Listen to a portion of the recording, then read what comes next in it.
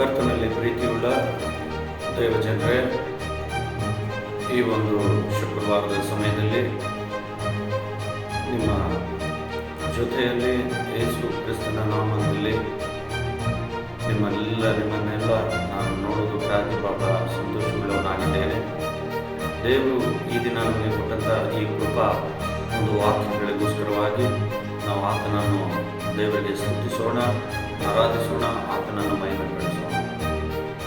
ಮುಖ್ಯವಾಗಿ ಪ್ರಿಯ ದೇವಜನರೇ, ಈ ಲೋಕದಲ್ಲಿ ಅನೇಕರು ಮುಂದಿನ ಒಂದು ದಿನಮಾನಗಳಲ್ಲಿ ನಾವು ನೋಡುವಾಗ ಸಮಾಧಾನವಿಲ್ಲದಾಗಿ ಅನೇಕರು ಹೇಳ್ತಾ ಇದ್ದಾರೆ. ಲೋಕದಲ್ಲಿ ಎಲ್ಲವನ್ನು ಪಡೆದುಕೊಳ್ಳಬಹುದು, ಆಸ್ತಿ, ಅಂತಸ್ತು, ಆಮೇಲೆ ಎಲ್ಲ ಒಂದು ಪದಗಳನ್ನು ನಾವು ಪಡ್ಕೊಳ್ಬೋದು. ಆದರೆ ಮುಖ್ಯವಾಗಿ ನಾವು ಸಮಾಧಾನವನ್ನು ಪಡೆದುಕೊಳ್ಳಲಿಕ್ಕೆ ಒಂದೇ ಮಾತು, ಅದಕ್ಕೆ ಯೇಸು ಹೇಳಿದ, ನಾನೇ ಮಾತು, ಸತ್ಯವು, ಜೀವವು ಆಗಿದ್ದೇನೆ. ಯಾಕೆಂತಂದರೆ ನಮಗೆ ಮಾರ್ಗ ಒಂದೇ, ಯೇಸು ಸ್ವಾಮಿ ಹತ್ರ ಬರಬೇಕು, ಯೇಸು ಸ್ವಾಮಿಯನ್ನು ಕೇಳಬೇಕು. ಸ್ವಾಮಿ ನನಗೆ ಮಾರ್ಗವನ್ನು ತೋರಿಸಿ, ಈ ಲೋಕದಲ್ಲಿ ನನಗೆ ಸಮಾಧಾನವಿಲ್ಲ, ಎಲ್ಲವೂ ಇದೆ ಸ್ವಾಮಿ, ಆದರೆ ನನಗೆ ಸಮಾಧಾನ ಕೊಡ್ತೇನೆ ಎಂಬುದಾಗಿ ನೀವು ಕೇಳಬೇಕು. ಆಗ ಕೇಳುವಾಗ ಪವಿತ್ರಾತ್ಮ ದೇವರು ನಿನ್ನಲ್ಲಿ ಕಾರ್ಯ ಮಾಡ್ತಾನೆ ಪ್ರಿಯರೇ. ಏಕೆಂತಂದರೆ ಆತನು ನಮ್ಮನ್ನು ಕೈಬಿಡುವುದಕ್ಕೆ ಆತನಿಗೆ ಇಷ್ಟವಿಲ್ಲ.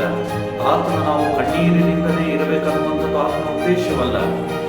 ನಾವು ಯಾವಾಗಲೂ ಆತನ ಸನ್ನಿಧಾನದಲ್ಲಿ ಆತನನ್ನು ಸ್ತುತಿಸುತ್ತಾ ಆತನನ್ನು ಮಹಿಮೆ ಪಡಿಸುವಂಥವರಾಗಿ ಈ ಲೋಕದಲ್ಲಿ ಜೀವಿಸಿ ಬಾಳಬೇಕೆಂಬುವಂಥ ಉದ್ದೇಶ ದೇವರದಾಗಿದೆ ಪ್ರಿಯರೇ. ಅದಕ್ಕಾಗಿ ನಮ್ಮ ಈ ಒಂದು ಚರಣದ ಮೂಲಕವಾಗಿ ನಮ್ಮನ್ನು ಸಂಧಿಸುವ ಉದ್ದೇಶವೇನೆಂಬುದಾಗಿ ನಾವು ತಿಳ್ಕೊಬೇಕಾದ್ರೆ ಎಲ್ಲರೂ ರಕ್ಷಣೆ ಮಾಡಬೇಕು, ಬರಬೇಕು, ಎಲ್ಲರೂ ಸತ್ಯ ಬೋಧನೆಯನ್ನು ಕೇಳಬೇಕು, ವಾಕ್ಯದಂತೆ ನಡೆಯಬೇಕು. ಯೇಸು ಸ್ವಾಮಿ ಈ ಲೋಕದಲ್ಲಿ ನಮಗೆ ಏನು ಹೇಳಿದ್ದಾರೆ ಅದೆಲ್ಲ ನಾವೆಲ್ಲ ನಮ್ಮ ಜೀವಿತಗಳಲ್ಲಿ ನಾವು ಅದನ್ನು ಮನನ ಮಾಡಿಕೊಂಡು ನಾವು ದೇವರಿಗೆ ಮಹಿಮೆ ಪಡಿಸುವ ಮಕ್ಕಳಾಗಿ ಜೀವಿಸಲಿಕ್ಕಾಗುವ ಹಾಗೆ ದೇವರು ನಮಗೆ ಸಹಾಯ ಮಾಡ್ತಾರೆ. ಆ ನಿಟ್ಟಿನಲ್ಲಿ ನಾವು ಪರಿಶುದ್ಧರಾಗಿ ಜೀವಿಸಬೇಕನ್ನುವಂಥ ಒಂದು ಇಚ್ಛಾಶಕ್ತಿಯಿಂದ ಈ ಒಂದು ಕಾರ್ಯಕ್ರಮ ನಾವು ಮಾಡ್ತಾ ಇರೋದು. ಪ್ರಿಯ ದೇವಜನರೇ, ಈ ಲೋಕದಲ್ಲಿ ನಮಗೆ ಈ ರೀತಿಯಾಗಿ ಸಂತಾನವನ್ನು ಹೇಳಿ ಆಶೀರ್ವದಿಸಿ ನಡೆಸುವಂಥ ಯಾರಾದರೂ ದೇವರಿದ್ದಾರೆ ಎಂಬುದಾಗಿ ನಾವು ನೋಡುವುದಾದರೆ ಅದು ಯೇಸು ಸ್ವಾಮಿ ಮಾತ್ರ. ಯಾಕಂದರೆ ಆತನಿಗೆ ಒಬ್ಬನಿಗೆ ಅದು ಸಾಧ್ಯವು, ಇನ್ನು ಲೋಕದಲ್ಲಿ ಯಾರಿಗೂ ಅದು ಸಾಧ್ಯವಿಲ್ಲ. ಏಕೆಂಬುದಾಗಿ ನೋಡುವಾಗ ಆತನು ಇರುವಾತನಾಗಿದ್ದಾನೆ, ಆತನು ನಡೆಸುವಾತನಾಗಿದ್ದಾನೆ, ಆತನು ನನ್ನ ಎಲ್ಲರ ಪಾಪಗಳಿಗೋಸ್ಕರವಾಗಿ ಪ್ರಾಯಶ್ಚಿತ್ತ ಯಜ್ಞವಾಗಿ ಈ ಲೋಕದಲ್ಲಿ ಆತನು ಪ್ರಾಣವನ್ನು ಕೊಟ್ಟಂತ ದೇವರು ಒಬ್ಬನೇ ಯೇಸು ಸ್ವಾಮಿ. ಈ ಲೋಕದಲ್ಲಿ ನಮಗೆ ಯಾರು ಆ ರೀತಿಯಲ್ಲೇ ಪ್ರಾಣ ಕೊಟ್ಟಿದ್ದಾರೆ ಒಂದು ಸಾರಿ ಆಲೋಚನೆ ಮಾಡಿ ನೋಡ್ರಿ. ನೀನು ಒಂದು ವೇಳೆ ಚೆನ್ನಾಗಿ ಲೋಕದಲ್ಲಿ ಇರುವುದಾದರೆ ನಿನ್ನನ್ನು ಕಾಳು ಹಿಡಿಯುವಂಥವರೇ ಬಹಳ ಜನ ಇರ್ತಾರೆ, ಹೌದಾ? ಈ ಮಾತು ದೇವರ ವಾಕ್ಯದಲ್ಲಿ ಕೂಡ ಇದೆ, ಇಲ್ಲ ಅಂತಲ್ಲ. ಅದಕ್ಕಾಗಿ ನಮ್ಮ ಜೀವಿತಗಳಲ್ಲಿ ಈ ಲೋಕವೆಂಬ ಯಾತ್ರೆಯಲ್ಲಿ ನಾವು ಏತಕ್ಕಾಗಿ ಹುಟ್ಟಿದ್ದೇವೆ, ಏತಕ್ಕಾಗಿ ಜೀವಿಸಬೇಕು ಅನ್ನುವಂಥದ್ದು ಮುಖ್ಯವಾಗಿ ತಿಳ್ಕೊಳ್ಬೇಕು. ಅಜ್ಞಾನದ ಮಾತುಗಳನ್ನು ಕೇಳಿ ಅಜ್ಞಾನದಿಂದ ಜೀವಿಸಿ ಈ ಜೀವಿತವನ್ನು ನಶ್ವರ ಮಾಡಿಕೊಂಡು ನರಕಕ್ಕೆ ಹೋಗುವಂಥದ್ದು ಎಷ್ಟು ಅದು ನಮಗೆ ಒಳ್ಳೆಯದು ಪ್ರಿಯರೇ, ಆಲೋಚನೆ ಮಾಡಿರಿ.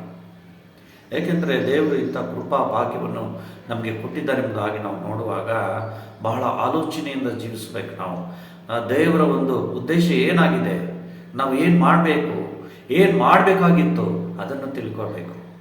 ಯಾರಾದರೂ ಸತ್ಯ ಬೋಧನೆ ವಾಕ್ಯಗಳನ್ನು ಹೇಳುವಾಗ ನೀವು ತಲೆಬಾಗಿಸಿ ಕೇಳುವುದು ಕಲಿಬೇಕು ಪ್ರಿಯರೇ. ಬರೀ ವಿಮರ್ಶೆಗಳು ಮಾಡುವಂಥದ್ದು ಅದು ಕ್ರೈಸ್ತರಿಗೆ ಸಮಂಜಸವಲ್ಲ ಎಂಬುದಂಥದ್ದನ್ನು ನಾನು ಹೇಳಲಿಕ್ಕೆ ನಿಮಗೆ ಇಷ್ಟಪಡ್ತೇನೆ. ಕ್ರೈಸ್ತರಿಗೆ ಯಾವಾಗಲೂ ದೇವರು ಕೊಟ್ಟಂಥ ಒಂದು ಕೃಪೆ ನಮಗೇನೆಂಬುದಾಗಿ ನಾವು ನೋಡುವಾಗ ನಾವು ಆತನನ್ನು ಯಾವಾಗಲೂ ಸ್ತುತಿಸ್ತಾ ಇರಬೇಕು, ಆರಾಧಿಸ್ತಾ ಇರಬೇಕು. ಆತನು ಹೇಳಿದ ಹಾಗೆ ನಡಿಬೇಕು. ನಾವು ಯೇಸು ಸ್ವಾಮಿ ಲೋಕಕ್ಕೆ ಬಂದಂಥ ಉದ್ದೇಶ ಒಬ್ಬರೂ ಸಹ ನಾಶವಾಗಿ ಹೋಗಬಾರ್ದು, ಎಲ್ಲರೂ ನಿತ್ಯ ಜೀವ ಪಡಿಬೇಕು. ಆತನ ಆಲೋಚನೆಗಳು ಯಾವ ರೀತಿ ಇದ್ದಾವೆ ನೋಡ್ರಿ ಪ್ರಿಯರೇ, ಅಲ್ವಾ? ಆತನ ಉದ್ದೇಶ ನೋಡ್ರಿ, ಯಾರು ಒಬ್ಬರು ಕೂಡ ನಾಶವಾಗಿ ಹೋಗಬಾರ್ದು. ಈ ರೀತಿ ಎಲ್ಲಾದರೂ ನೀವು ಕೇಳಿದುಂಟೋ? ಆಲೋಚನೆ ಮಾಡಿ. ನಿಮ್ಮ ಜೀವಿತಗಳಲ್ಲಿ ಒಬ್ಬರು ಕೂಡ ನಾಶವಾಗಿ ಹೋಗಬಾರ್ದಂತೆ ಯಾರಾದರೂ ಮಾನವರಲ್ಲಿ ಅಥವಾ ದೈವಾನು ವ್ಯಕ್ತಿಗಳಲ್ಲೇ ನೀವು ಕೇಳಿದುಂಟೋ? ಪರೀಕ್ಷಿಸಿ ನೋಡ್ರಿ. ಸುಮ್ಮನೆ ಕೆಲಸಕ್ಕೆ ಬಾರದಂಥ ಮಾತುಗಳನ್ನು ದೇವರ ವಿರುದ್ಧವಾಗಿ ಮಾತಾಡಿ ಶಾಪಕ್ಕೆ ಒಳಗಾಗಬೇಡ್ರಿ ಪ್ರಿಯರೇ. ದೇವರನ್ನು ಮೆಚ್ಚಿಸುವಂಥ ಕೆಲಸಗಳಲ್ಲೇ ನಾವು ಜೀವಿಸಬೇಕಾಗಿದೆ. ದೇವರನ್ನು ಮಹಿಮೆ ಪಡಿಸುವಂಥ ವಿಷಯಗಳಲ್ಲಿ ನಾವು ಆಲೋಚನೆ ಮಾಡಬೇಕಾಗಿದೆ. ಇವತ್ತಿನ ದಿನಮಾನಗಳಲ್ಲಿ ಕುಟುಂಬಗಳು ಯಾಕೆ ಈ ಕಣ್ಣೀರಿನಿಂದ, ಕಷ್ಟಗಳಿಂದ, ಗೋಲಾಟಗಳಿಂದ ಯಾಕೆ ಹೋಗ್ತಾ ಇದ್ದಾವೆ ಗೊತ್ತಾ? ದೇವರ ಪ್ರೀತಿ ಇಲ್ಲದೆ, ಸಮಾಧಾನವಿಲ್ಲದೆ ಈ ಲೋಕದಲ್ಲಿ ಅನೇಕರು ನಶಿಸಿ ಹೋಗ್ತಾ ಇದ್ದಾರೆ. ಅದಕ್ಕಾಗಿಯೇ ಇಂಥ ಒಂದು ಕಾರ್ಯಕ್ರಮಗಳನ್ನು ದೇವರು ನಮಗೆ, ಇಂಥ ಒಂದು ಭಾಗ್ಯವನ್ನು ನಮಗೆ ಕೊಟ್ಟಿದ್ದಾರೆ. ನನ್ನ ಉದ್ದೇಶ ಒಂದೇ, ನೀವು ದೇವರ ಮಕ್ಕಳಾಗಬೇಕು, ವಾಕ್ಯದಂತೆ ನಡಿಬೇಕು, ನೀವು ಒಳ್ಳೆಯವರಾಗಬೇಕು, ಜೀವನಗಳಲ್ಲಿ ನೀವು ಅಭಿವೃದ್ಧಿ ಹೊಂದಬೇಕು, ಸಮಾಧಾನ ಹೊಂದಿಕೊಳ್ಳಬೇಕು. ಯೇಸು ಕೊಡುವಂಥ ಸಮಾಧಾನವು ನಿಮ್ಮಲ್ಲಿ ಇರಬೇಕು, ಪವಿತ್ರಾತ್ಮನ ಕಾರ್ಯಗಳು ನಿಮ್ಮಲ್ಲಿ ನಡಿಬೇಕು ಅನ್ನುವಂಥ ಉದ್ದೇಶದಿಂದ ಈ ಒಂದು ಕಾರ್ಯಕ್ರಮ ಇದೆಲ್ಲ ನಾವು ಮಾಡ್ತಾ ಇರೋದು. ಪ್ರಿಯರೇ, ಒಂದು ಸಾರಿ ಆಲೋಚನೆ ಮಾಡಿ ನೋಡಿ, ನಿಮಗೆಲ್ಲಾದರೂ ಸಮಾಧಾನ ಕೊಡುವವರು ಇದ್ದಾರೋ ಎಂಬುದಾಗಿ ಆಲೋಚನೆ ಮಾಡುವಾಗ ಈ ಲೋಕದಲ್ಲಿ ಎಲ್ಲೂ ಇಲ್ಲ. ನಾನು ಅನೇಕ ಸಾರಿ ದೇವರ ವಿರುದ್ಧವಾಗಿ ವ್ಯತಿರೇಕವಾಗಿ ಮಾತಾಡಿದಂಥ ವ್ಯಕ್ತಿ, ಇವತ್ತು ದೇವರು ನನ್ನ ಕೈಯಲ್ಲಿ ಸತ್ಯವೇದವನ್ನು ಕೊಟ್ಟಿದ್ದಾನೆ. ಗೊತ್ತಾ ಪ್ರಿಯರೇ, ದಹಿಸುವ ಅಗ್ನಿ ಅಂತ ಇರುವಂಥ ದೇವರ ಮಾತುಗಳನ್ನು ನಾವು ಕೇಳಬೇಕು. ಅಜ್ಞಾನದಲ್ಲಿ ಇನ್ನೂ ಜೀವಿಸಬಾರ್ದು, ನಾವು ಅದೇ ಪಾಪದ ಜೀವಿತದಲ್ಲಿ ಜೀವಿಸಬಾರ್ದು. ಆತನಿಗೆ ಇಷ್ಟವಿಲ್ಲ ನಾವು ಪಾಪದಿಂದ ಜೀವಿಸೋದಕ್ಕೆ.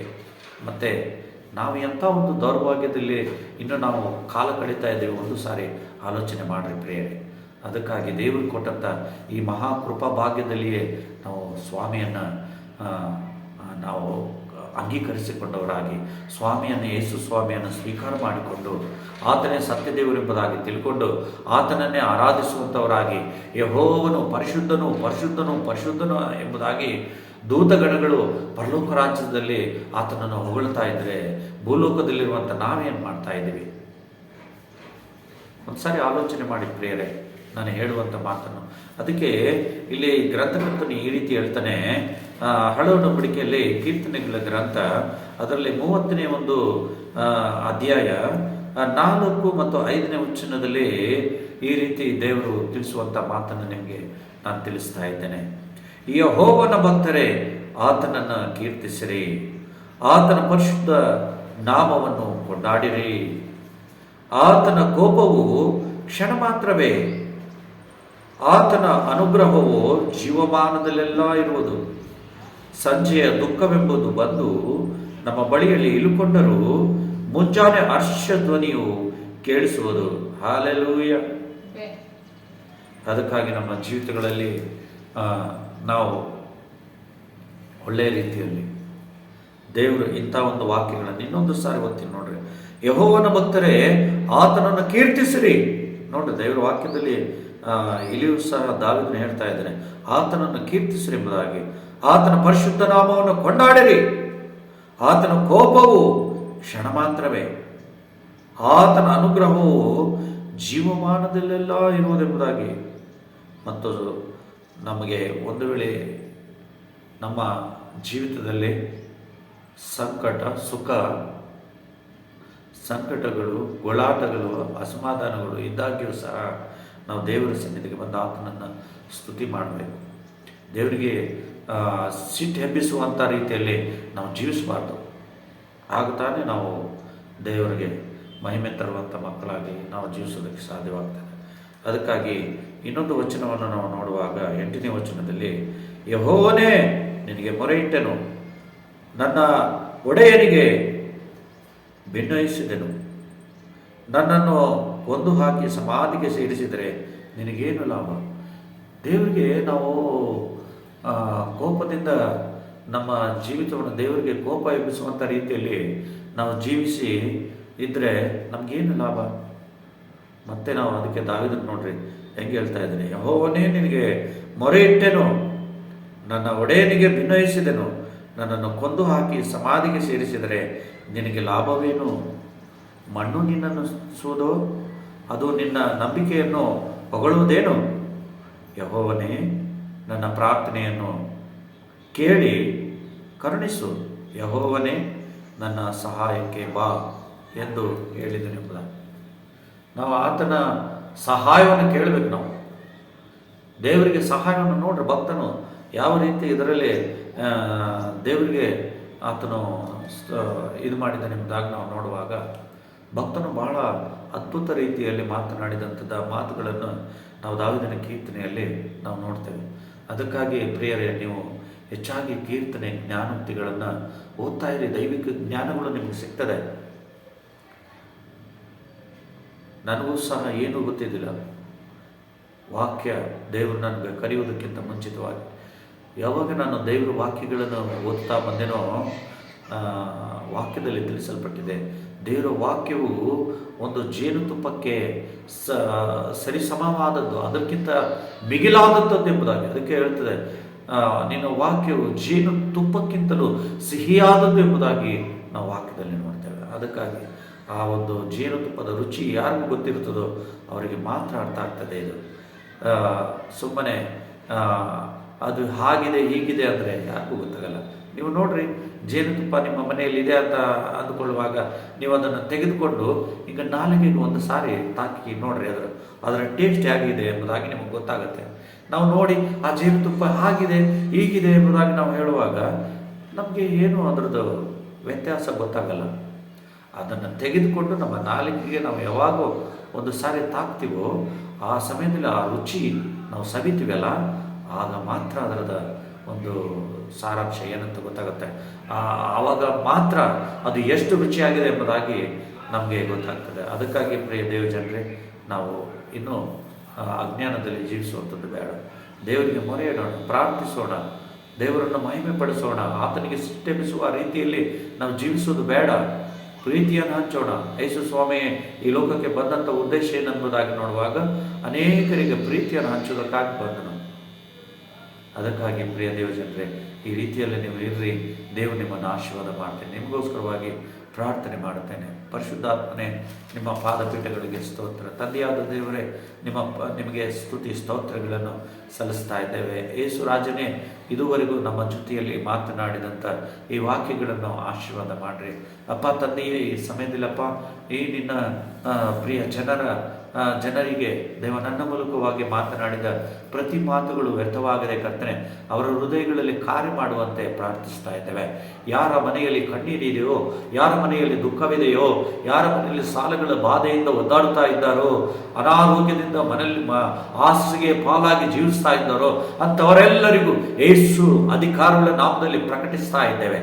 ಯೇಸು ಅಧಿಕಾರಗಳ ನಾಮದಲ್ಲಿ ಕರ್ತನೆ, ಅವರ ಹಾಸಿಗೆಯನ್ನು ಎತ್ತುಕೊಂಡು ನಡೆದಾಡುವಂಥ ಶಕ್ತಿ ಅವರಿಗೆ ಒದಗಿಸಿಕೊಡು ಸ್ವಾಮಿ.